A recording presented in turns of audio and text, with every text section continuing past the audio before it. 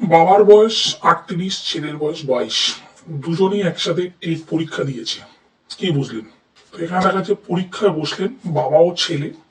24শে December রাজ্য জুড়ে প্রাথমিক টেট পরীক্ষা হয়েছিল।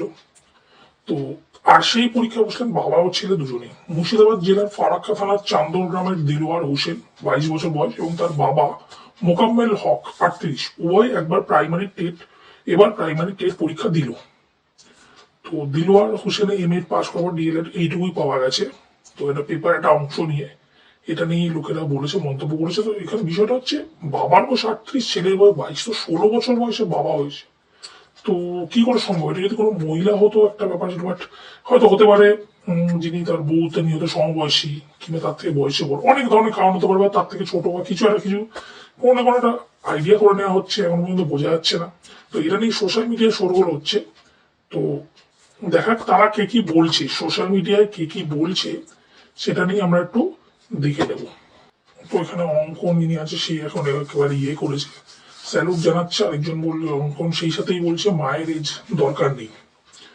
তারপর এখানে আরেকজন বলছেন বাপ তো অল্প বয়সেই খুব পেকে গেছিল। তো এখানে আরেকজন চোর আরো বাংলা ভাষা বলছে যে নামটা দেখুন।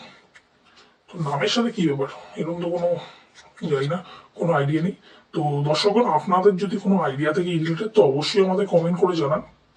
আর ভিডিওটি ভালো লাগলে লাইক করুন, সাবস্ক্রাইব করে রাখুন পরবর্তী ভিডিওর জন্য। ধন্যবাদ।